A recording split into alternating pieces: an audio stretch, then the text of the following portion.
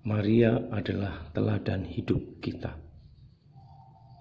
Saudara dan sahabatku, mari kita mendengarkan bacaan dari Injil Lukas bab 1 ayat 26 sampai dengan 38. Dalam bulan yang ke-6, Allah menyuruh malaikat Gabriel pergi ke sebuah kota di Galilea bernama Nazaret, kepada seorang perawan yang bertunangan dengan seorang bernama Yusuf dari keluarga Daud.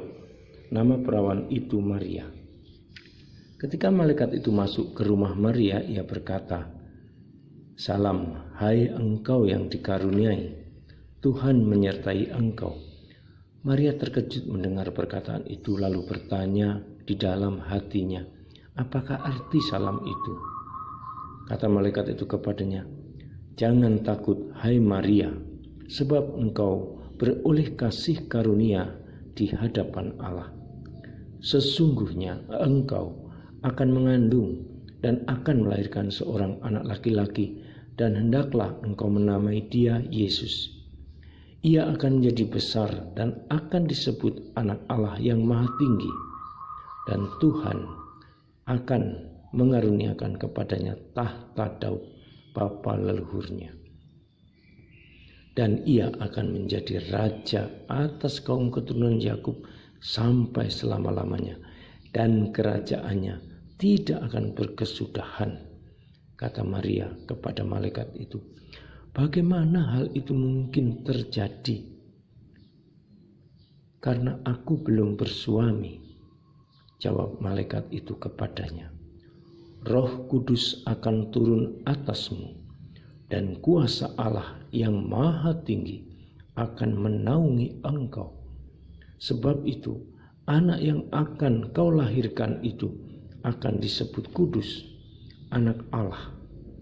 Dan sesungguhnya Elisabet sanakmu itu, ia pun sedang mengandung seorang anak laki-laki pada hari tuanya. Dan inilah bulan yang ke-6 bagi dia yang disebut mandul itu. Sebab bagi Allah tidak ada yang mustahil." Kata Maria, "Sesungguhnya aku ini adalah hamba Tuhan. Jadilah padaku menurut perkataanmu itu." Lalu malaikat itu meninggalkan dia. Demikianlah Injil Tuhan. Terpujilah Kristus. Saudara dan sahabatku, kata-kata Maria yang tertulis dalam Injil Lukas ini sangat terkenal. "Aku ini hamba Tuhan, terjadilah kehendakmu padaku." Maria adalah teladan orang yang sungguh menyerahkan seluruh hidupnya pada kehendak Tuhan dan hidup menurut kehendak Tuhan. Ia meninggalkan kepentingannya sendiri dan mengikuti kehendak Tuhan sampai tuntas. Ia ikut andil dalam karya keselamatan dengan rela menjadi ibu Tuhan dan menemani Yesus sampai akhir hidupnya. Sebagai murid-murid Kristus, terutama paroki ini yang berlindung pada Maria yang tak bernoda,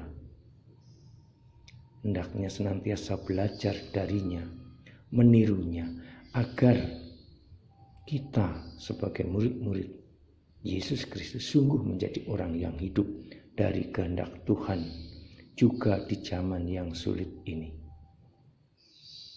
Saudara dan sahabatku, semoga teladan Maria senantiasa mendamaikan hati kita, meneguhkan perjalanan hidup kita yang seringkali tidak mudah dimanapun kita berada. Salam, Tuhan mencintai kita semua dengan hati yang berkobar.